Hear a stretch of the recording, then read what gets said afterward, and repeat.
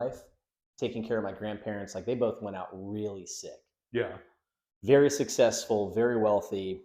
But if it wasn't for long-term care insurance funding, home health care, like all those Mhm. things that go into it. Yeah. So to me, if you're like, I'm 41 years old, I'm investing as much money as I can into Oh, long-term care absolutely. insurance policy. But Yeah.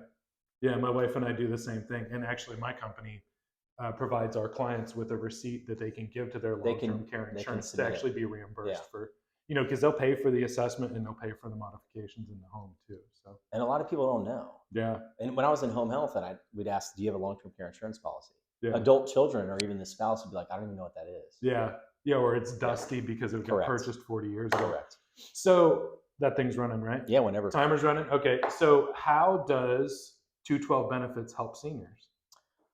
Um, I think what are you defining as a senior? 65 and older? 55 as soon as you can start playing the green teas, as far as I'm concerned. Oh, I love it, man. I'm 41. I want more green. I'd literally play the green teas if I didn't give up 4 strokes. I think there's a variety of ways. That's tough to answer. I think the easiest thing is we're talking more and more about long-term care insurance policies. That's a big topic right now, and you're familiar with them. If Mm. people aren't familiar with them, I'd recommend looking into them. But you're funding a bucket. This is a very dumbed down version of this, right? Oh, You're funding a bucket now so that when you hit a certain age, you have this money available to fund necessities, home health care, right. durable medical equipment, in-home assessments. The other thing is when we're working with an employer group, let's say again, we're going to say Bob's Barricades over Right. and over. Yep. Bob's a big employer. When their employee hits the age of 60, 64, 65, and they're Medicare eligible, a lot of times it makes sense for them to drop off the employer sponsored plan Mm. because it's one, less expensive for the business, two, Medicare can be a much better option than a company's health insurance Oh, offer. yeah.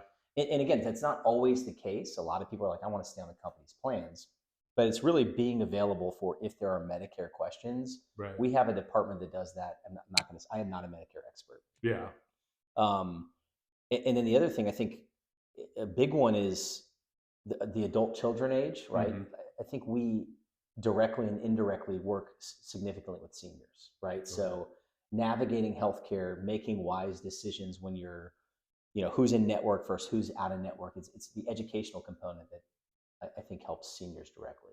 Yeah, one of the things that's always fascinated me is that people will take a bad insurance because their doctor is in network with that bad insurance instead of taking a good insurance and maybe finding a doctor that works with that plan. It seems to be driven more by the providers in that healthcare sphere than it is driven by the company. That's another hour-long conversation. Yeah, Yeah, yeah. yeah, What comes first, the chicken or the egg? yeah. If you're I making don't know. insurance decisions based solely off of a physician or physician decisions solely off of a insurance Yeah. product, is either right or wrong, yes and no. Yeah, and then sometimes you get a good physician, but their office staff is terrible, you know, and Yeah, it's like they make the yeah. doctor look bad, but Sometimes you people, play a beautiful golf course, but the greens are in terrible condition. yes, or you Yep. hit a good drive and then you shank one off into the woods.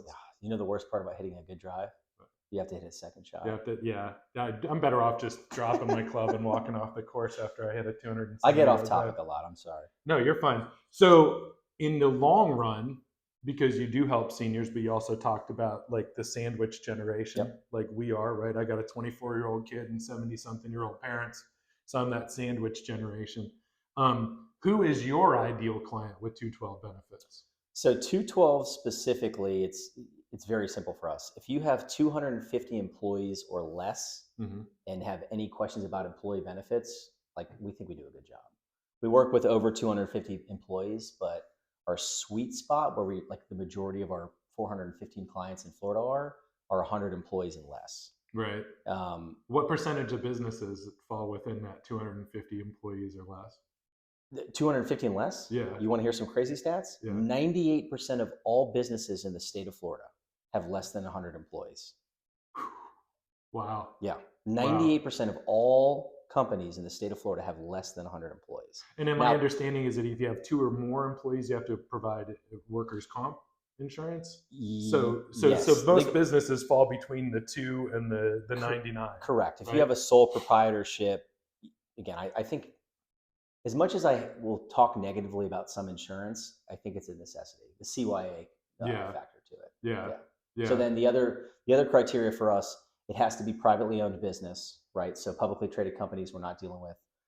We look for 2 to 3 key decision makers, right? Mhm. So if we're presenting to a board and there's 15 people on there, we will, but it's just not worth the effort sometimes going through RFPs, What's that? request for proposal. So if Okay. we meet with a company that has a board of 15 people, instead of going through the process of why or why not it may be good to work with 212, they're like, hey, Mhm. fill out this 30-page documentation, and they won't read any of it. They'll go to the bottom line and say, what's the cost? Right.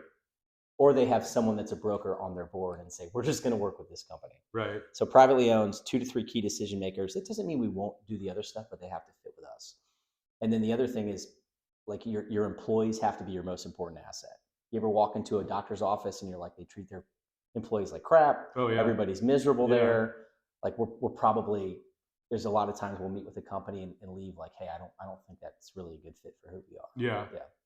I know there's a dentist that we used to go to down in Fleming Island that he takes his entire staff on a week or 2 week long vacation every year. I mean, Office is closed I around bet you they between love him. Thanksgiving and Correct. Christmas. You Yeah. know, yeah, you're not getting the bonus, but you're getting the all expenses paid trip. And what matters to the people? Like what matters to the employees? There may be an employee there that's like, you know what?